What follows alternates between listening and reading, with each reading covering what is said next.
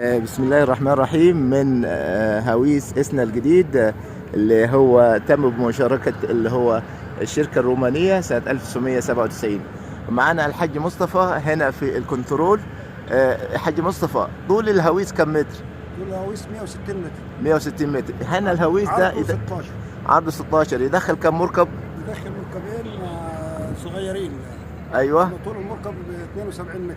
عمق الهويس اصلا كم متر؟ 20 متر. 20 متر. والمركب بتنزل كده كم متر؟ المركب بالنسبه للمنسوب القطبي بيبقى زايد على المنسوب البحري بتاع 7 متر 8 متر في الشتاء. ايوه. في الصيف ممكن بينقص، يعني الميه بتزيد معايا الناحيه البحريه بتبقى بنسبه 6.5 7. ايوه 7 متر. طيب، بالنسبة لمحطة الكهرباء دي ومن امتى يعني حضرتك؟ مع وجود الخزان، نشأت مع وجود الخزان مع البوابات. عندي 11 بوابة تبع الري تبعي أنا.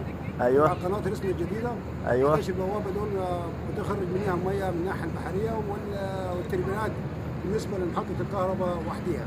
طب بالنسبة للهويس الجديد اتنشأ امتى يعني؟ نشأ في 2008. 2008. شكرا حاج مصطفى، بارك الله فيك، وكل سنة وانت طيب. كل سنة وانت طيب. ثواني، ما احنا هننزل المنسوب اللي تحت ده. وكان معاكم الحاج مصطفى من الكنترول الخاص بهويس إسنا. وإن شاء الله إن شاء الله احنا دلوقتي في انتظار النزول لأسفل للمنسوب الأساسي، اللي هو ما يناسب الناحية الشمالية لهويس إسنا. شكرا جزيلا، متعكم الله بالصحة والعافية من الفقير لله جمال سعد.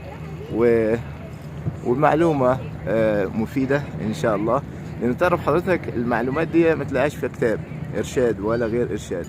يعني لدرجة أنا يعني كنت سألته قبل كده على كم كيلو وات ساعة في الساعة، يعني اللي هو إنتاج محطة الكهرباء. معرفش. قال لي معرفش، الحاجات دي سرية ما حدش بيقولها.